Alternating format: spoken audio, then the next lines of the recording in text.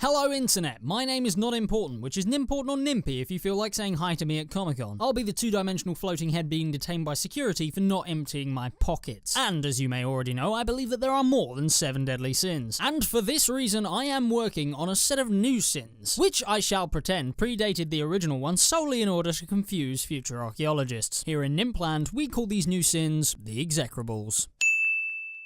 Today we arrive at making a movie for money rather than because you actually want to make a movie. This is the single worst thing on my list so far. You can buy an automatic soap dispenser, try to converse with me on the bus, lecture me on what shade of eggshell you want your bedroom to be decorated, and I would still rate you a better human being than the director of Shark Exorcist. And so would everybody else. Because these people are the least creative minds our universe has to offer, and they still get to work in movies while I sit here making rant slides shows with paint. It is important to note here that I'm not slating bad movies, because as long as the intention to make a movie was there, and they weren't just doing it out of pure unadulterated soulless greed, then these movies tend to be fun to watch, even if we still don't know who killed Captain Alex, how Evil Santa was imprisoned in an iceberg, why Crime Master Go-Go even exists, or who Tommy Wiseau is. That man keeps his identity more secret than I do, and I solely exist as a disembodied cartoon noggin. No, I'm slating movies where as you're watching them, you can smell the high-paid directors and Hollywood executives taking it in turns to take a dump in your nachos. For too long, movie makers, particularly the giants in Hollywood, have got away with the "What's popular?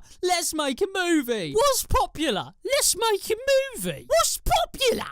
Let's make a movie! What's popular? Let's make a movie! And independent creators shouldn't be exempt from this one either. Some of the worst movies I've ever had the misfortune to come across have not been developed by any of the zombies in Hellywood, oh no. And while I am a staunch supporter of the fact that more needs to be done to get some talented individuals into creative jobs, some people should never be let near a camera. And some of the movies these people create are so gut-wrenchingly putrid, I'd be sickened to learn that they weren't a money laundering scheme. As long as the intention of making a good movie, and not just a mound of steaming turd that represents your next paycheck, is at the forefront of your mind when you sit down to write a screenplay, then go for it. Wakaliwood Studios of Uganda produced one of the single weirdest movies I have ever seen, but they did it with an estimated budget of $200 and it was enjoyable. Mad, but enjoyable. So when Hollywood, with all its funds and past glories, reanimates the corpses of brilliant films to provide subpar movies as a respite between the rest of its stage-to-screen adaptations, live-action cartoon takeoffs, and generic woeful tripe, which all have budgets of millions of dollars, you can't really blame me for getting a bit wound up. Wow, we are really flying through these. Thanks for watching, and some parting words of advice before you inevitably subscribe to this channel. Don't lick the bowl. Flush it like everybody else. Bye.